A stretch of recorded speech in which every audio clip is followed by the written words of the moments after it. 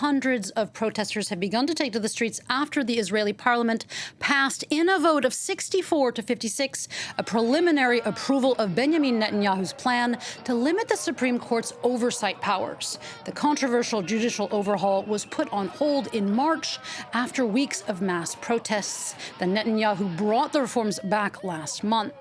For some in the opposition, though, this is a dangerous move.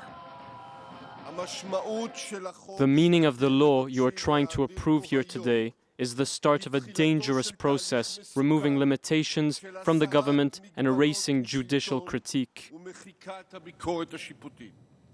Now, for more on what's happening right now in Israel, our correspondent Irris Makler is joining us from Jerusalem. Irris, protests over this first vote have already begun. What's being planned for today? Yes, they have begun, erupted, I would say, and we have seen roads being blocked, including the Jerusalem road just further down here. We've seen the police using water cannon. The right-wing government, I think, is pretty much sick of these protests, and they're now using the zero tolerance of any stepping outside the line of simply democratic protest, they say. So that's why we've seen the police using harsher measures.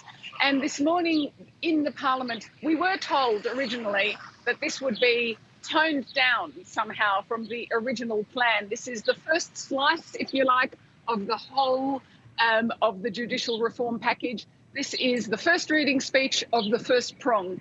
And we were told it would be toned down for the second and third reading speeches, but that does not appear to be the case. It's going ahead exactly as is. And this morning in Israel's parliament, that process is commencing right now, actually. So we see both sides going full steam ahead.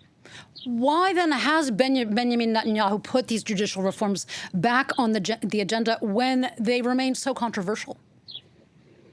They are controversial, but they are supported by this hard right government that he has cobbled together and put in power. He leads a highly unusual government in Israeli terms. And many of these parties all have their own reasons for wanting less judicial oversight.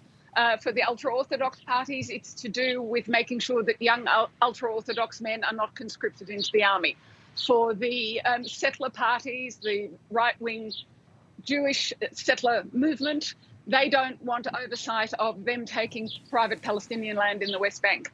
Everybody has a reason to push the Prime Minister to this view, and some within the Likud, his own party, are in favour, and some say the cost is too high. And he is actually losing votes in every poll whenever this comes back up. So it is an interesting question about why he pushes it. Some say it's to do with his own personal judicial problems. As you know, he's being tried for corruption right now. Irris Makler from Jerusalem, thank you for being with us.